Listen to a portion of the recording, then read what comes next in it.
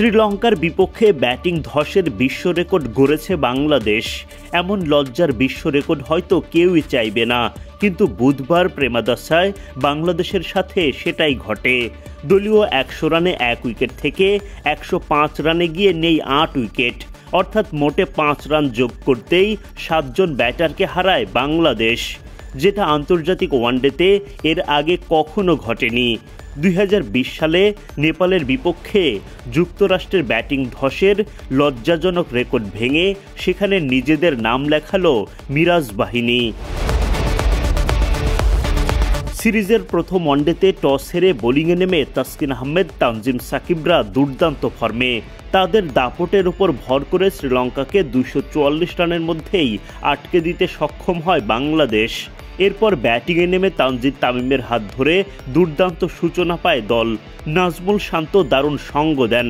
মাত্র ১ উইকেট হারিয়েই দলকে ১৭ রানের গণ্ডিতে নিয়ে যান তামিম শান্তরা।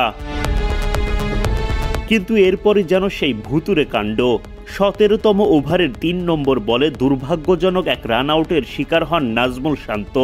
শ্রীলঙ্কার জন্য সেটাই হয়ে ওঠে ম্যাচের টার্নিং পয়েন্ট। বাংলাদেশ তখন ১ রান যোগ করতেই হারিয়ে ফেলে লিটন দাসের উইকেট। হাসারাঙ্গার বলে এলবিডব্লিউর শিকার হয়ে মাঠ ছাড়েন তিনি। দলের পুঁজিতে আরও ১ রান যোগ করতেই উইকেট হারান তানজিদ তামিম। ৬১ বলে ৬২ রান করা তামিমও উইকেট হারান হাসারাঙ্গার বলে। ১০৩ রানে গিয়ে জোড়া উইকেট হারায় বাংলাদেশ।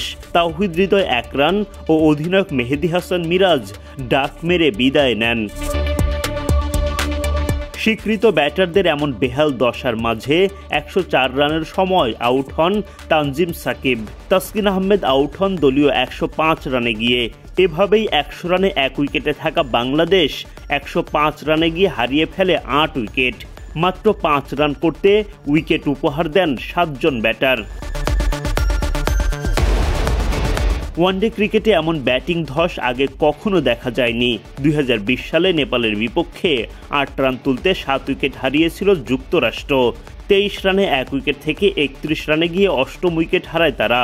বাংলাদেশ এবার সেই লজ্জার রেকর্ডও নিজেদের করে নিল।